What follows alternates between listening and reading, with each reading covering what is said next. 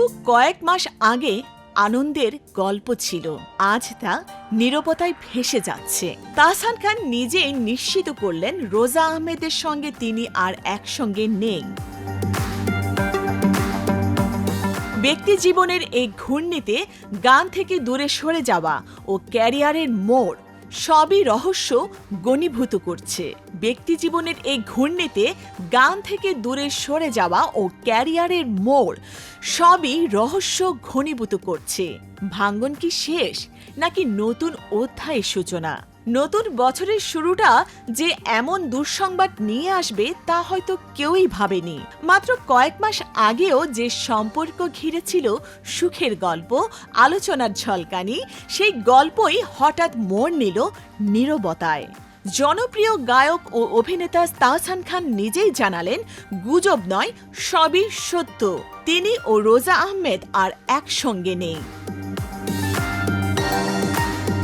তবে এই বিচ্ছেদের খবরের আড়ালে কি শুধু একটি ভাঙা সংসারই লুকিয়ে আছে, নাকি আরো গভীর কোনো গল্পও আছে? গত বছরের শুরুতে 4 মাসের পরিচয়ের পর রোজা আহমেদের সঙ্গে নতুন জীবনের ঘোষণা দেন তাহসান। ভক্তদের অনেকেই ভেবেছিলেন দীর্ঘদিন পর হয়তো ব্যক্তি জীবনে স্থিরতা খুঁজে পেলেন তিনি, কিন্তু বছরের মাঝামাঝি থেকেই দুজনের আলাদা থাকার খবর শোনা যাচ্ছিল। এবার নিজেই নিশ্চিত করলেন তাহসান, কয়েক মাস ধরেই তারা আলাদা থাকছেন। শিগগিরই আনুষ্ঠানিক ঘোষণা আসবে। এই খবর প্রকাশ্যে আসতেই শুরু হয় তীব্র প্রতিক্রিয়া। ফোন কল, বার্তা, প্রশ্ন সবকিছুর চাপে যেন দম বন্ধ হয়ে আসছে তাহসানের। তার কণ্ঠে ক্লান্তি, অসহায়ত্ব। আমি একটু শান্তি চাই, আমাকে একটু বাঁচতে সাহায্য করুন। একজন তারকা হয়েও ব্যক্তিগত ভাঙ্গনের সময় যে নিঃশ্বাস নেওয়ার জায়গাটুকু পাওয়া কত কঠিন, সেই কথাই যেন স্পষ্ট করে দিলেন তিনি। তাহসানের জীবনে নতুন করে দেখলে শুধু এই বিচ্ছেদই চোখে পড়ে না, এর সঙ্গে জড়িয়ে আছে সামাজিক যোগাযোগ মাধ্যম থেকে ধীরে ধীরে সরে যাওয়া, গান নিয়ে দ্বিধা, নিজেকে গুটিয়ে নেয়ার চেষ্টা, কোটি অনুসারীর ফেসবুক পেজ হঠাৎ বন্ধ করে দেওয়া। এটাও কি কেবল কাকতাল, নাকি ব্যক্তিগত টানা পোড়েনেরই প্রতিফলন?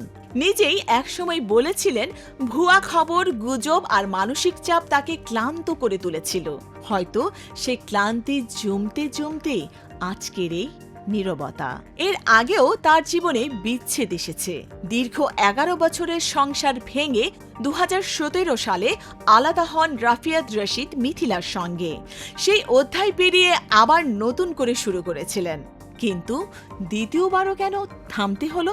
এই প্রশ্নই এখন ঘুরছে ভক্তদের মনে। তবে তাহসান এসব প্রশ্নের উত্তর দিতে চান না। অভিযোগ নেই, অভিমান নেই, শুধু দূরে সরে যাওয়ার সিদ্ধান্ত। মজার ব্যাপার, ঠিক এই সময়টাই তার ক্যারিয়ারের একটি গুরুত্বপূর্ণ মোড়, সঙ্গীত জীবনের 25 বছর পূর্তি, অস্ট্রেলিয়া ট্যুর, আবার গান ছাড়ার ইঙ্গিত।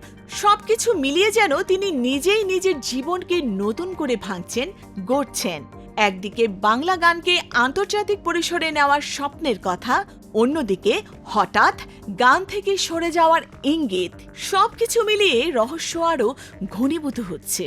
কিন্তু এখন তাহসান সময় কাটাচ্ছেন বই পড়ে, ঘুরে বেরিয়ে, নিজেকে বদলানোর কথা বলছেন, নতুন করে শেখার কথা বলছেন। প্রশ্ন থেকেই যায়, এই পরিবর্তনের শুরুটা কি সেই বিচ্ছেদের সময় থেকেই, নাকি এই নীরবতার আড়ালেই তিনি প্রস্তুত হচ্ছেন জীবনের আরেকটি অধ্যায়ের জন্য? ভাঙ্গনের গল্প শুনে হয়তো আমরা শুধু শেষটাই দেখি, কিন্তু তাহসানের ক্ষেত্রে সেই শেষটা কি আদৌ শেষ, নাকি এখান থেকেই শুরু হবে এমন কিছু যা তিনি নিজেও এখনো পুরোপুরি প্রকাশ করতে চান না? এই সাসপেন্সটাই আপাতত রেখে গেলেন তাহসান।